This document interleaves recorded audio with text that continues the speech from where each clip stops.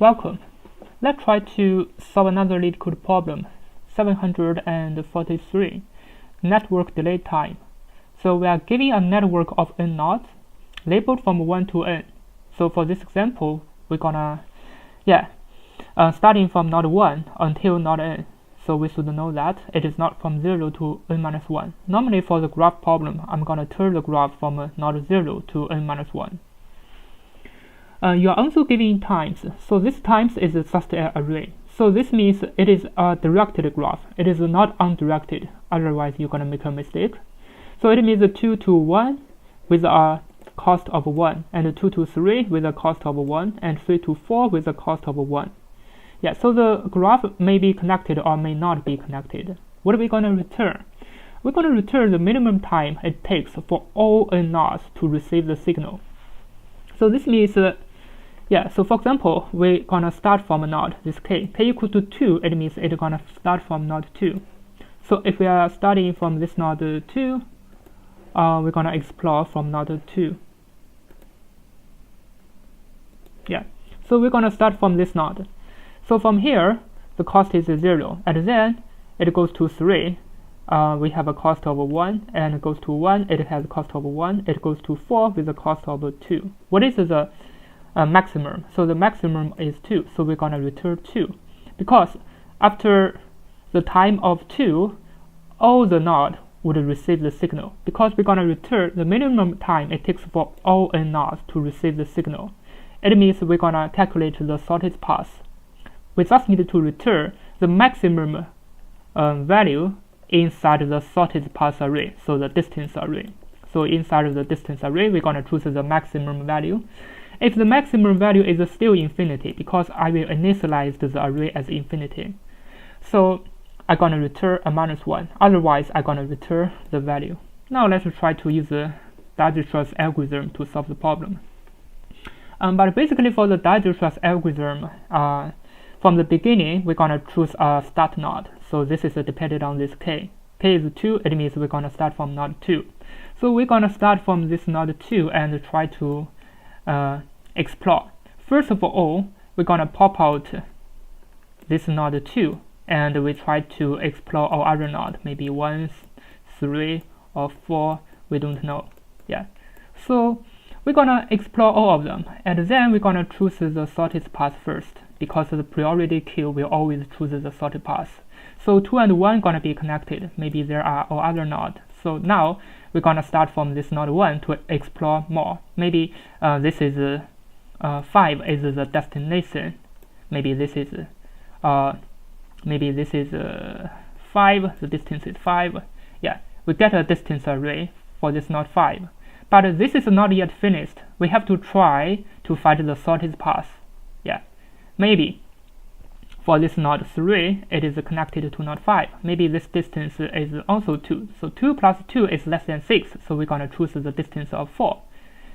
Yeah, maybe this is, let me make it 2. Maybe 4 to 5, the distance is 1. So 2 plus 1 is 3. 3 is less than 4. So we're going to update the distance. Yeah. So this is the structure of the Dijkstra's algorithm. Basically, we're going to update the distance array. So we're gonna have a distance array, we're gonna update it. Yeah.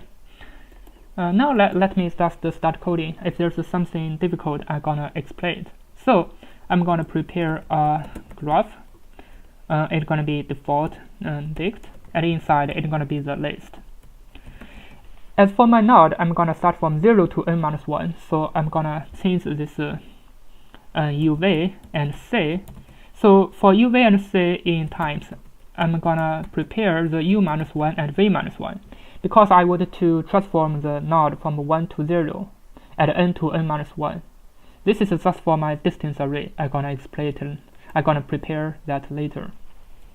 So it's gonna be GUI minus 1. Here inside would append v minus 1 with the cost c. Because it is a directed graph, so I just need to prepare GU minus 1, because this is U2 connected to 1. The direction is 2 to 1, so it should be GU append v. Yeah. Now let me prepare the priority queue. So inside, I'm gonna start from the k.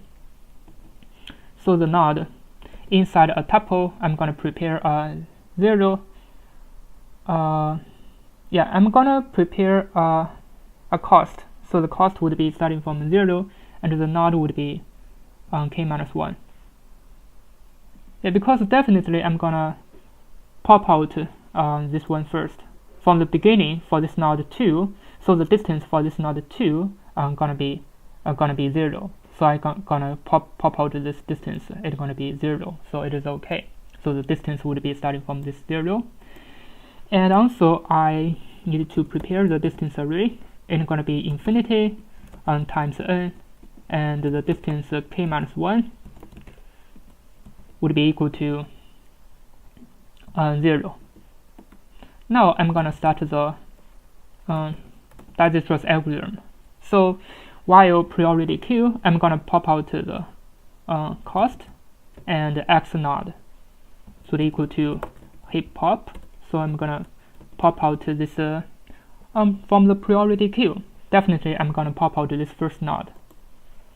Now I'm gonna have a check. So if this cost is more than the distance of x, so this means if some node, this node x has already been explored.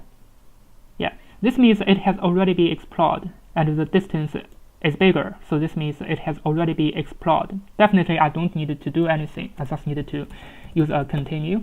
I'm gonna explain this later after finishing all the algorithm. Yeah, because this may be difficult to understand why we need a continue. So this basically means if we have already explored, it has already been the shortest distance. We don't need to do that. If it is bigger than that, definitely after that we will not do anything. So we just need a continue. Now we are going to explore more. So for y cost in zx, we're gonna have the distance. So the distance would be the distance from the x plus the cost. So if the distance is less than distance from the node y, we're gonna update the distance y. So the distance y would be equal to the distance, and the heap should push. And heap push from the priority queue, we're gonna push a tuple to the priority queue. So inside it's gonna be the distance with d, and also the node with y. So finally, we're gonna check the result would be the maximum of the distance array. So we're gonna return the result if this result not equal to the infinity.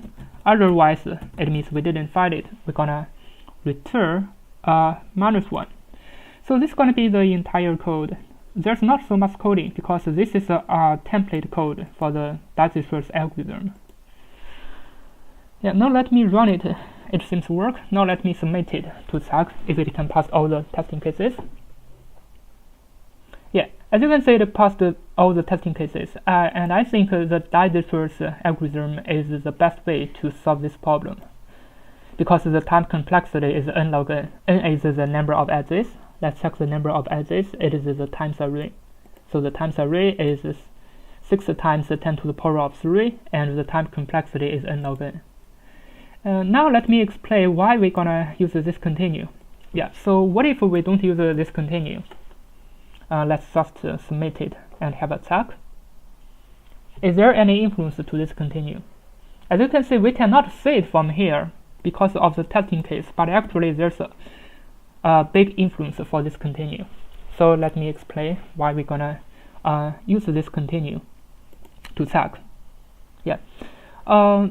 So the structure will be like that. So we have a distance array. The distance array is here. So for example, at index 4, we have a distance value. For example, at node 4, yeah, if we are starting from any other node, so to the index 4, it means to node 4, we have a distance of 5.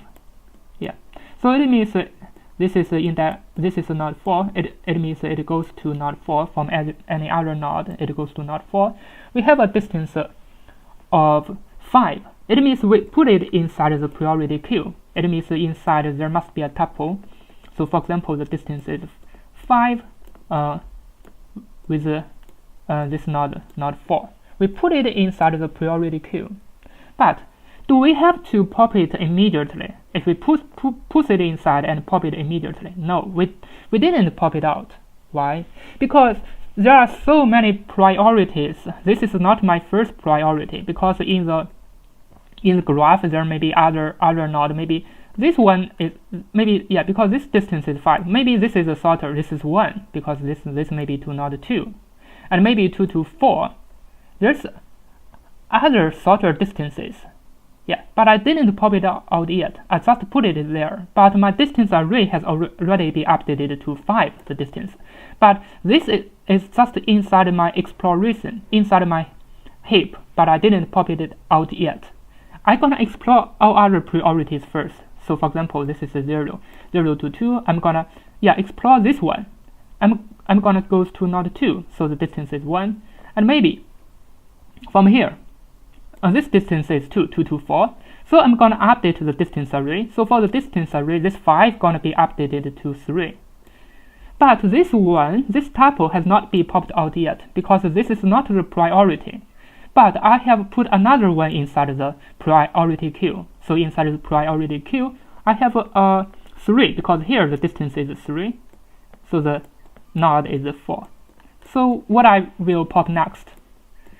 So I will pop, as you can see, I will pop 3 and 4.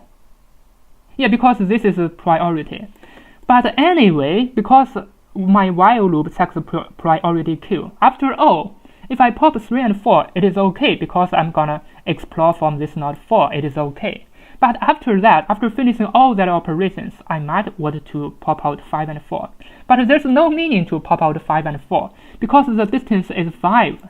Because I've already updated the distance to 3. I don't need to update it to 5 and check again because I've already get the result. So this is just like a visited set. It means if we've already visited, we don't need to visit it again because this node 4 has already been visited. So we're gonna use a continue. As you can see, this is a 5. If we pop it out, this is a 5.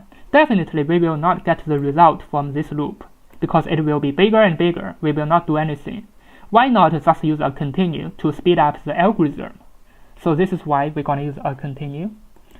Thanks for watching. See you next time.